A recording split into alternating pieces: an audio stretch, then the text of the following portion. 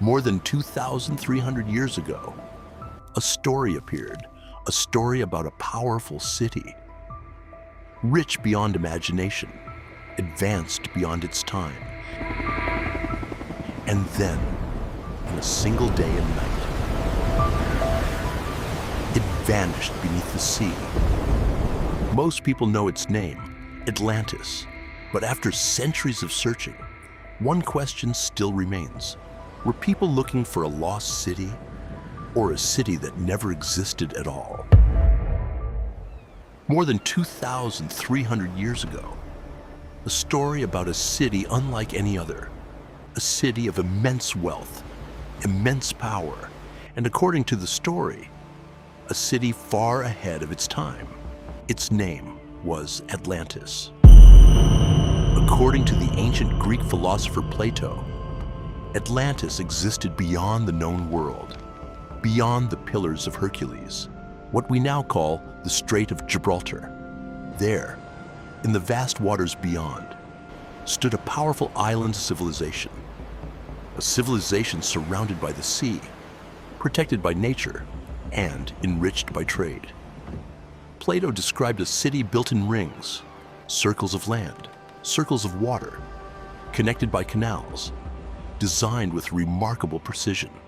At its center stood magnificent temples, grand palaces, and monuments dedicated to powerful gods. The island was said to possess abundant resources, fertile land, rare metals, thriving harbors, everything a great civilization could need. And for a time, Atlantis prospered. Its influence spread across distant regions. Its wealth continued to grow. Its power continued to expand. To those who lived beyond its shores, Atlantis must have seemed unstoppable. But according to the story, something began to change as the civilization grew stronger. Its people grew more ambitious, more arrogant, more consumed by power. The city that once represented greatness began to lose its way. And then, disaster struck. Not gradually, not over centuries, but in a single day and night. The ground shook. The sea rose. And Atlantis disappeared beneath the waves. Gone. Its temples, gone. Its palaces, gone. Its people, gone. As if the city had never existed at all. For centuries, the story survived, passed from generation to generation, retold by scholars, writers, dreamers, and explorers. Some believed Atlantis was real, a lost civilization waiting to be found. Others believed it was only a legend, a warning disguised as a story.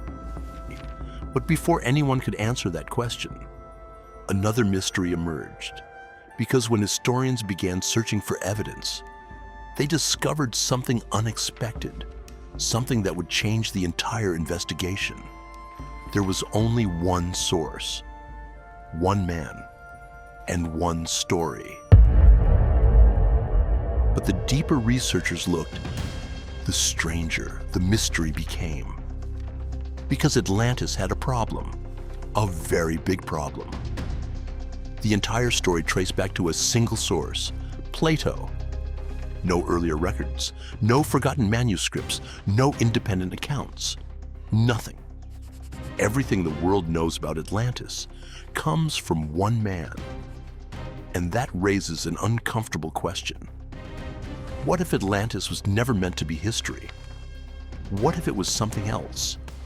Many historians believe Plato may have created Atlantis as a philosophical story, a cautionary tale, a civilization that became powerful, wealthy, and eventually corrupt.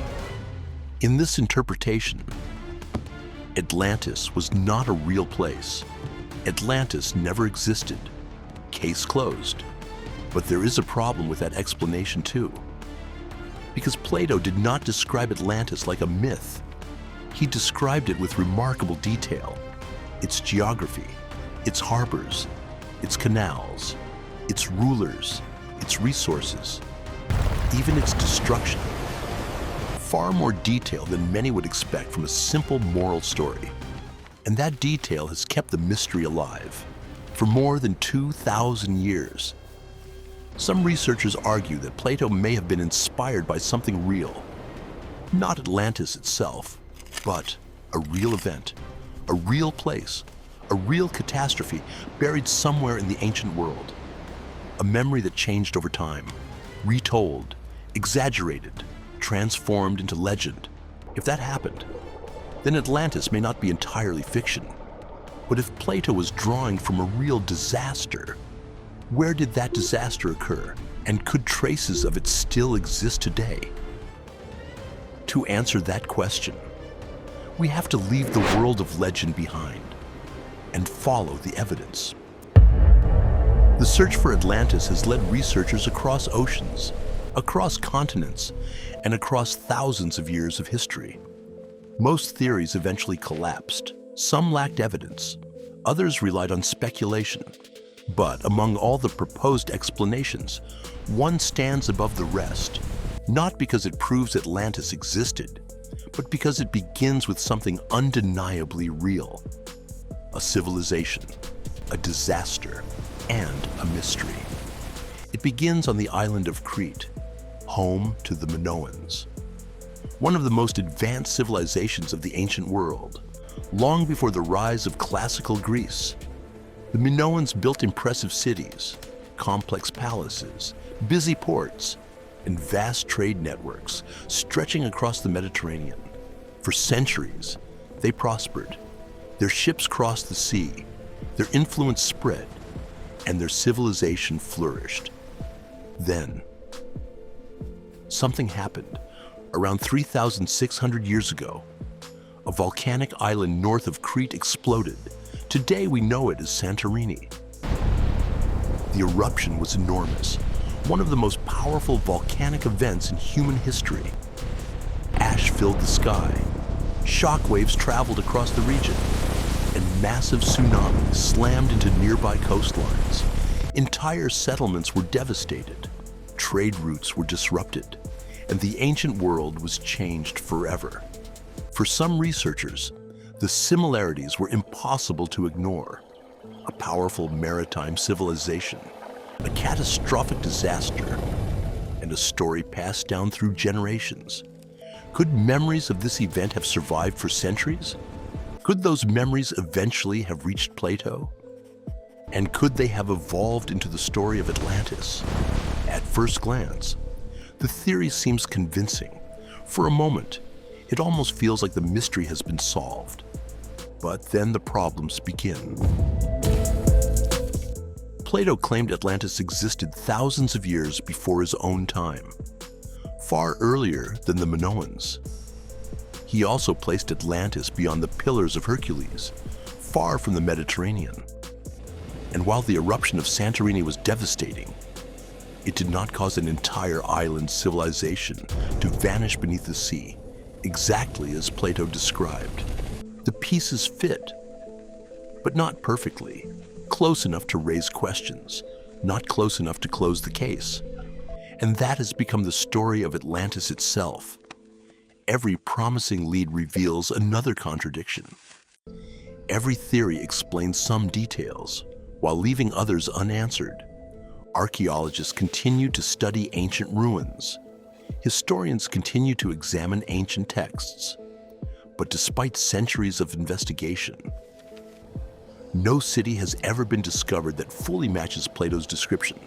No ruins, no inscriptions, no undeniable proof, just fragments, possibilities, and questions. The deeper the investigation goes, the more difficult the mystery becomes. Because Atlantis exists in a strange place, somewhere between history and legend, between evidence and imagination.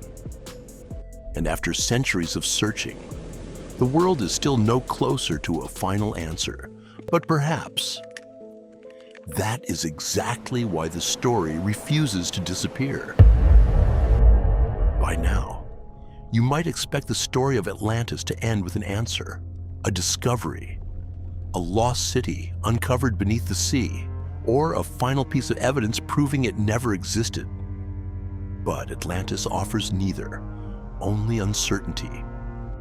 And perhaps that is the real reason the mystery has survived for so long.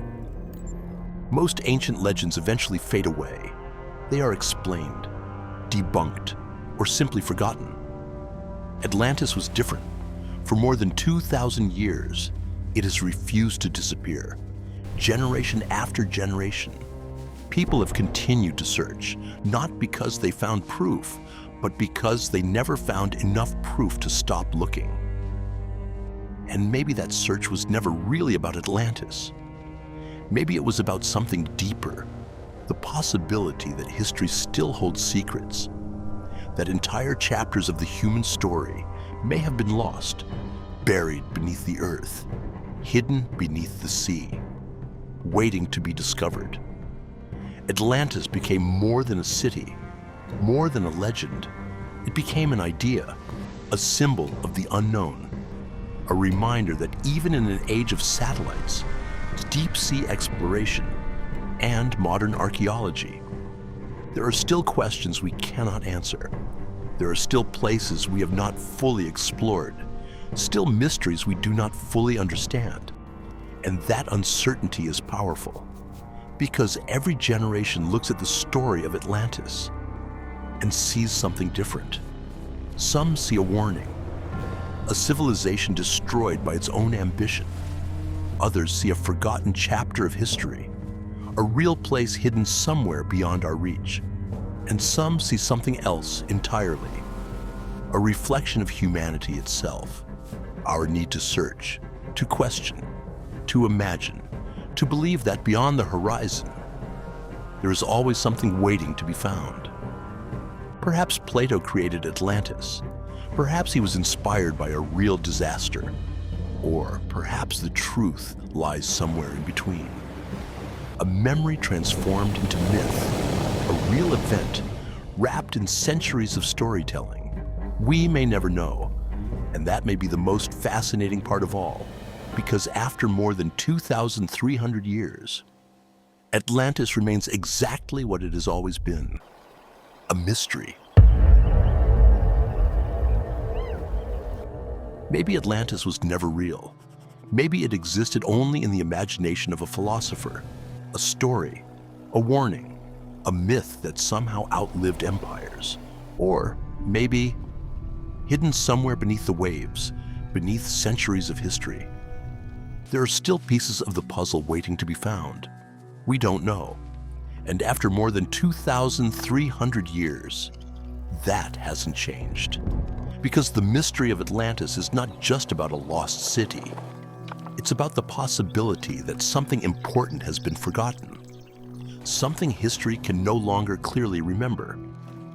And perhaps that is why the search continues, not because we know Atlantis existed, but because we cannot completely prove that it didn't. Somewhere between fact and legend, between memory and myth, Atlantis remains, waiting, silent, unanswered. And maybe that's exactly where it belongs.